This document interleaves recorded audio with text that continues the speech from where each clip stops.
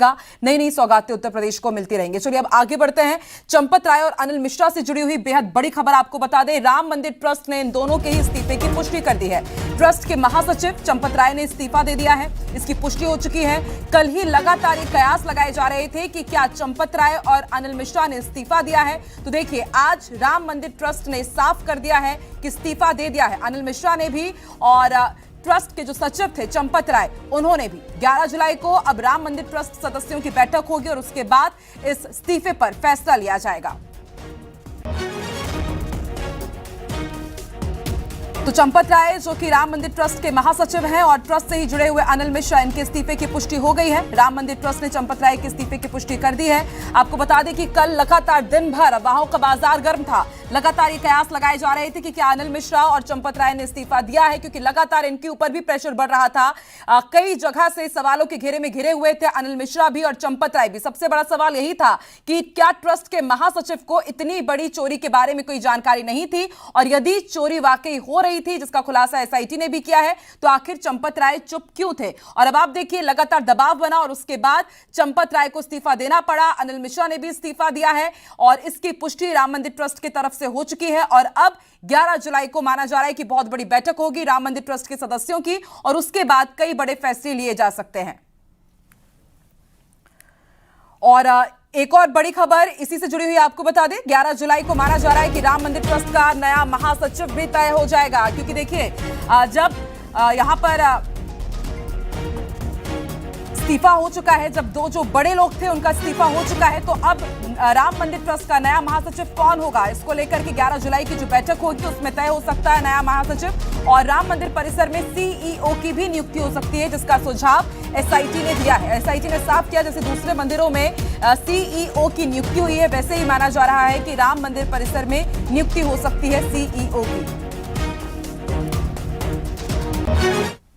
अभी हम उडुपी में हैं। उडुपी तो अयोध्या से बहुत दूर कर्नाटक में है। जुलाई 11 तारीख को अयोध्या में बैठक है, ट्रस्ट का बैठक है। वहां हम जाके जो हुआ इसको पता करके बाद में पूरा बताएंगे। अभी तो जो सुना है कि वहां गलतियां हो रही है, बहुत खेद है, ऐसा होना नहीं चाहिए था।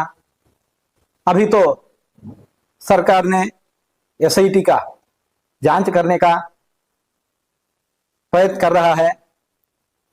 ये तो सफल हो,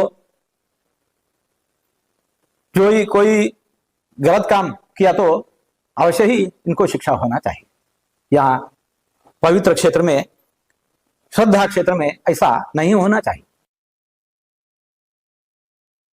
सीधे रुक कर लेते हैं अयोध्या का। निमिष गोस्वामी संवाददाता हमारे साथ जुड़ चुके हैं। निमिष, जो कयास लगाए जा रहे थे वही हुआ, पुष्टि हो गई है कि चंपत राय और अनिल मिश्रा दोनों ने इस्तीफा दे दिया है। अब आगे क्या करने वाला है राम मंदिर ट्रस्ट, सब यही जानना चाहते हैं। 11 जुलाई को बड़ी बैठक की भी जानकारी है।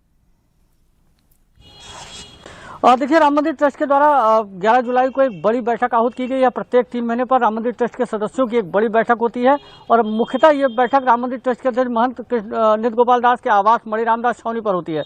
तो ये कहीं ना कहीं, चूंकि दोनों मुख्य कार्यकारी सदस्य थे, चाहे फिर वो महासचिव चंपत राय हो, चाहे फिर सदस्य डॉक्टर अनिल मिश्रा हो, वो अयोध्या में रहकर मंदिर निर्माण और मंदिर निर्माण संबंधित सभी काम को प्रमुखता से देखते थे। तो ये माना जा रहा है कि इन दोनों के इस्तीफे के साथ एक बड़ी जगह रिक्त होगी और इस पे कौन आएगा ये भी अभी तय किया जाना है। लेकिन चूंकि 11 जुलाई तक अभी ये वक्त है और 11 जुलाई की बैठक में इस पर आखिरी निर्णय होगा। हालांकि पत्र जो है वो आधिकारिक तौर पर ट्रस्ट के कोषाध्यक्ष गोविंद देवगिरी की तरफ से सौंप दिया गया है। और कहीं ना कहीं जो कयास लग रहे थे कि अभी तक जो अटकलें थी कि इस्तीफा हो गया, इस्तीफा नहीं दिया गया, इस्तीफा नहीं हुआ, इस सब पर विराम लगते हुए इस्तीफा न्यायिक जो मामला था उसको स्वीकार करते हुए इस्तीफा राम मंदिर ट्रस्ट के महासचिव चंपत राय के द्वारा दिया गया और सदस्य डॉक्टर अनिल मिश्रा ने भी इस्तीफा दिया। अब 11 जुलाई तक ये लोग कार्यरत है और 11 जुलाई के बाद ये देखना होगा कि अब ट्रस्ट का महासचिव या नए सदस्य कौन हो सकते हैं। जी निमिष, इन्होंने इस्तीफा तो दे दिया है, लेकिन इनके ऊपर एक्शन क्या लिया जाएगा? क्योंकि देखिए एसआईटी की भी जांच में कहीं ना कहीं साफ हुआ है कि चंपत राय को भी जानकारी थी।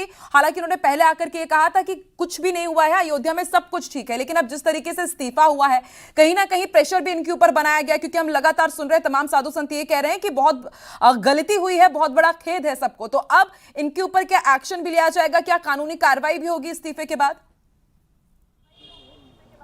देखिए, ट्रस्ट के सदस्य जो हैं वो उड़पी पीठाधीश्वर विश्वतीर्थ प्रपन्नाचार्य जी महाराज, उन्होंने स्पष्ट किया कि बैठक में अगर जो भी दोषी होंगे उनके ऊपर कार्रवाई भी होगी और फिर उनके पर कानूनी प्रक्रिया का भी प्रयोग किया जाएगा। लेकिन अभी तक अगर सूत्रों की माने तो चंपत राय पर किसी भी तरीके का आरोप सिद्ध नहीं हुआ है। उन्होंने नैतिकता के आधार पर, चूंकि ट्रस्ट के वो महासचिव थे, उनकी देखरेख में सब कुछ हो रहा था और राम भक्तों की भावना आहत हुई है, इस लिहाज से उन्होंने इस्तीफा दिया है। और इसके साथ ही अभी चूंकि एसआईटी की जांच भी बाकी है, जो पुलिस एफआईआर करके जो 8 लोगों को जेल भेजा गया है, तो सोमवार को उनको भी न्यायिक हिरासत में लेकर के रिमांड का प्रयास पुलिस करेगी और इससे भी पूछताछ होगी। कहीं ना कहीं और लोगों की भूमिका भी इसमें आने की संभावना है और इसको ध्यान में रखते हुए ये कहा नहीं जा सकता कि कौन बचेगा कौन फंसेगा, लेकिन जिसकी भी संलिप्तता होगी वो बिल्कुल सामने आएगा और उसके ऊपर कठोर कार्रवाई होगी, ये स्पष्ट हो चुका है। जी बिल्कुल निमेश, और खुद सीएम योगी आदित्यनाथ ने कहा था कि जो भी दोषी होगा बख्शा नहीं जाएगा। और देखिए किस तरीके से अब यहां पर एक्शन तो ले लिया, क्या लिया जाता है ये देखने वाली बात होगी। लेकिन फिलहाल ये तय हो गया है कि अनिल मिश्रा और चंपत राय ने इस्तीफा दे दिया है। 11 जुलाई को मीटिंग में अब देखने वाली बात होगी कि क्या फैसले लिए जाते हैं।